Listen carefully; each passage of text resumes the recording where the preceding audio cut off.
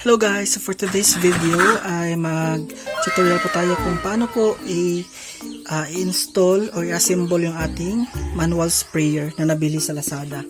So ito po siya, yan yung picture niya.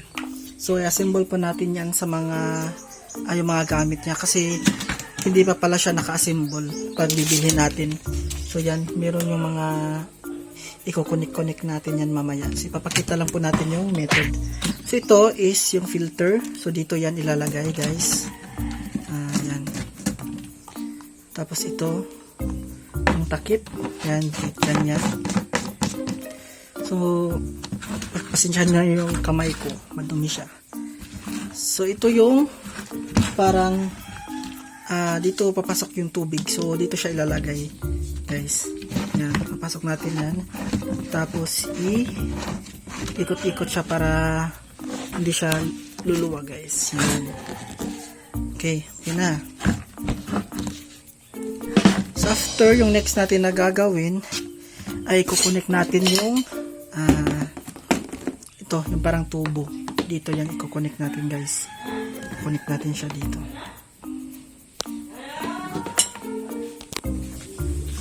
So kukunik natin ito guys.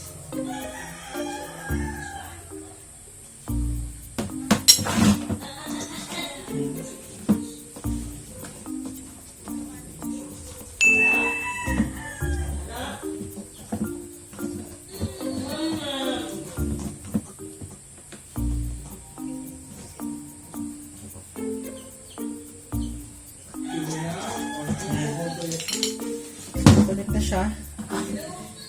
Yung next naman ay kukunik natin ito siya dito. Yan. Ikukunik naman siya natin dito.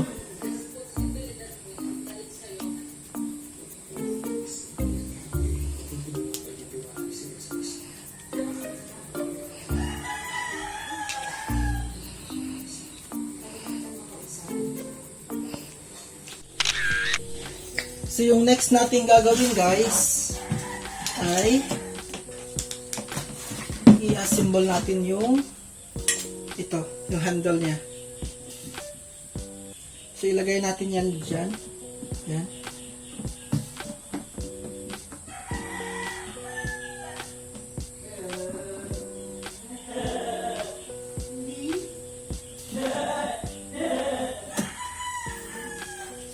Lamang po natin ito at yung dalawang lock guys. Yan. Gagawin natin, papasok natin to. Yan. Tapos i-lock natin siya. Ito ilalak natin.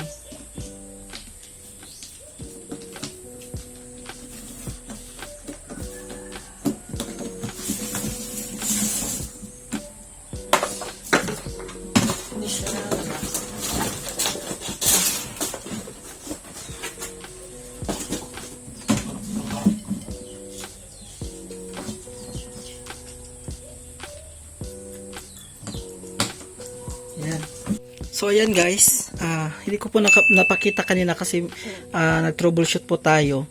So ito po yung kakailanganin natin, yung pin, dalawang pin guys, kukunin nyo po siya. At ito yung main na handle, ito. So diba nailagay na natin ito sa butas nito. Tapos ito naman yung next. So mapapansin nyo guys, parang hindi siya pantay kasi parang mas mataas siya kung iaangat nyo po ito. So yung gagawin nyo ay itatayo yung sprayer nyo at ito naman ihihiga. Tapos ipapasok nyo yung isang mas manipis na tubo dito at ipipin. Yan, nakapin siya guys.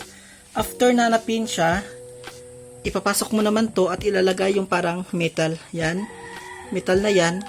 At ito yung pin. So yan, nakalock na siya guys. At naka-assemble na po yung ating sprayer. So mapapansin nyo, yan. Pag i-ano natin, nagagapump na siya, yan. So yung next step guys ay ikakabit natin yung hose, yan. Nakikita nyo, ito. Kakabit natin to dito. So nakabit na siya. At yung pinakadulo guys, ito yung pinakadulo. Kakabit natin tong parang ito yung pindutan niya. Yan. Kakabit yan. Madali lang yan guys. So ikakabit natin. After nyan, ang ikakabit naman natin is yung ito. Papakita po natin yan. Ikakabit natin siya dito. Yan. Tapos i-push. Tapos ihigpitan lang natin guys. Yan.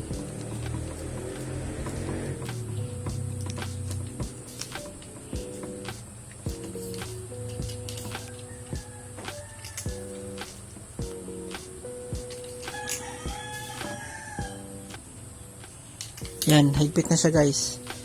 So yung next naman is yung dulo. So yung next step guys ay ito yung pinakadulo. I-up lang po natin yan at i-connect natin. Mamili tayo dun sa mga choices na mga sprayer kung dalawa ba or isa. Yan. So yung ilalagay natin is yung dalawa. So ito guys, ilalagay natin siya dito. Yan.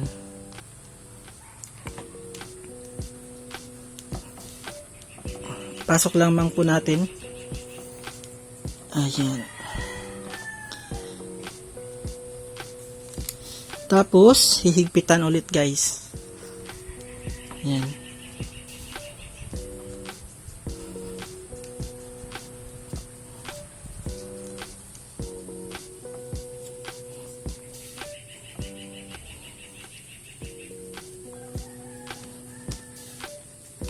Higpitan talaga siya guys para walang agas or leak. Yan. So mahigpit na yung pagkaano natin guys. Yan, pagkalagay at ready na po yung ating sprayer guys. Ganun lamang po kasimple ang pag-assemble o pag-install ng ating manual knapsack sprayer. Yan. At yung pinaka last step guys ay sasampulan na po natin. Lagyan natin siya ng tubig around 6 liters. Yan. Make sure na malinis po yung tubig na lalagay para hindi siya babara sa mga pipe or sa tubo ng sprayer nyo. Yan. So ipapump lang po natin siya ng mga ilang beses tapos pag yan, sobrang lakas. Pag ma-feel nyo na yung pressure na sobrang lakas na yung pressure, so i-click na po natin yung handle natin. Yan. So dati nahihirapan ako guys mag-spray kasi mabigat, hindi siya comfortable sa katawan. Pero ito guys, napaka-comfortable gamitin ng ating manual knapsack sprayer na nabibili lamang po ito sa around 500 pesos. 16 liters na po ito guys, kaya napakasulit. So makita nyo naman kung gaano lakas yung spray niya. So yung pinili natin is dalawa, pwede naman itong isa. Kaso mas gusto ko yung dalawa para mas mapadali yung ating pag-spray sa ating mga halaman. Yan, sampulan natin guys. Yan. Yun naman po yung sample natin guys, kasi mag-spray na po tayo sa ating produkto na bad break enhancer. So I hope mag-order po kayo